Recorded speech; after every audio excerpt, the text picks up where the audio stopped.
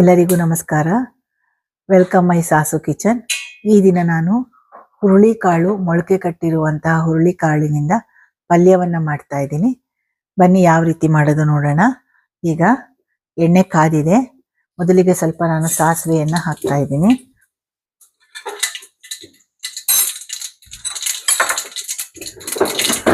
ಸಾಸಿವೆ ಚಿಟಿಗುಟ್ಟಿದ ನಂತರ ಹಸಿಮೆಣಸಿನಕಾಯಿಯನ್ನು ಹಾಕ್ತಾ ಇದ್ದೀನಿ.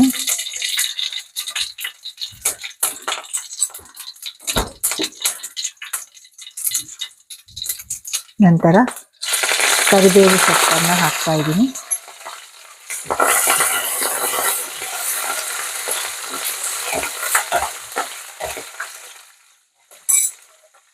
ಈಗ ನಾನು ಸ್ವಲ್ಪ ಇಂಗನ್ನು ಕೂಡ ಹಾಕ್ತಾ ಇದ್ದೀನಿ.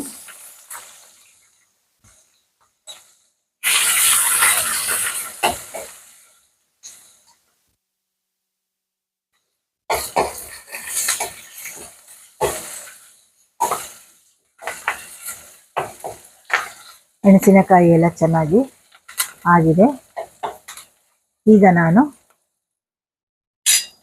ನೋಡಿ ಮೊಳಕೆ ಬರೆಸಿರುವಂತಹ ಚೆನ್ನಾಗಿ 4-5 ವಿಷಲಲ್ಲಿ ಬೇಯಿಸ್ಕೊಂಡಿರುವಂತಹ ಮೊಳಕೆ ಬಂದಿರುವಂತಹ ಹುರುಳಿಕಾಳನ್ನ ಇವಾಗ ಇದಕ್ಕೆ ನಾನು ಸೇರಿಸ್ತಾ ಇದ್ದೀನಿ.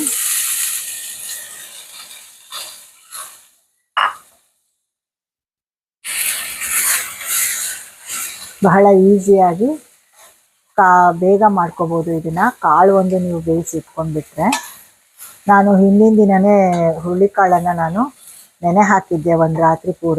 ಬೆಳಗ್ಗೆ ಎದ್ದು ಅದನ್ನು ನೀರನ್ನು ಚೆನ್ನಾಗಿ ಬಸಿದು ಒಂದು ತಟ್ಟೆ ಮುಚ್ಚಿ ಇಟ್ಟಿದ್ದೆ. ತುಂಬ ಚೆನ್ನಾಗಿ ಮೊಳಕೆ ಬಂದಿತ್ತು. ಸೊ ಅದನ್ನು ಚೆನ್ನಾಗಿ ಬೇಯಿಸ್ಕೊಂಡು ಈ ರೀತಿಯಾಗಿ ಮಾಡ್ತಾ ಇದ್ದೀನಿ.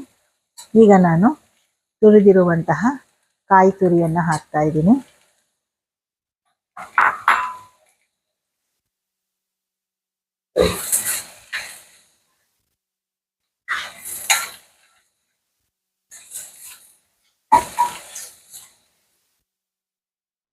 ಈಗ ರುಚಿಗೆ ತಕ್ಕಷ್ಟು ಉಪ್ಪನ್ನು ಹಾಕ್ತಾ ಇದ್ದೀನಿ.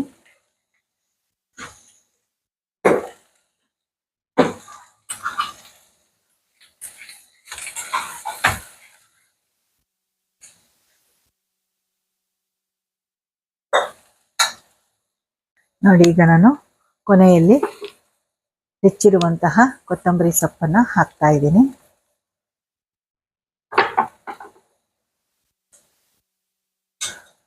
ಈಗ ಇದನ್ನು ನಾವು ಚೆನ್ನಾಗಿ ಮಿಕ್ಸ್ ಮಾಡೋಣ. ಕೇವಲ 2 ನಿಮಿಷದಲ್ಲಿ ನೋಡಿ ಮೊಳಕೆ ಕಟ್ಟಿದ ಹುರುಳಿಕಾಳಿನ ಪಲ್ಯ ರೆಡಿಯಾಗಿದೆ. ಇದನ್ನು ನೀವು ಸಾರಿನ ಜೊತೆ ನಂಚ್ಕೊಂಡು ತಿನ್ಬಹುದು. ಚಪಾತಿ ಜೊತೆಗೂ ಕೂಡ ಇದನ್ನ ತಿನ್ಬಹುದು. ತುಂಬ ರುಚಿಯಾಗಿ ಇರುತ್ತೆ. ಜೊತೆಗೆ ಇದು ಆರೋಗ್ಯಕ್ಕೂ ಕೂಡ ಬಹಳ ಒಳ್ಳೆಯದು. ನೀವು ಒಮ್ಮೆ ಇದನ್ನು ಟ್ರೈ ಮಾಡಿ. ನಿಮಗೆ ಈ ವಿಡಿಯೋ ಇಷ್ಟ ಆಗಿದ್ರೆ ಲೈಕ್ ಮಾಡಿ, ಸಬ್ಸ್ಕ್ರೈಬ್ ಮಾಡಿ, ಶೇರ್ ಮಾಡಿ. Thank you.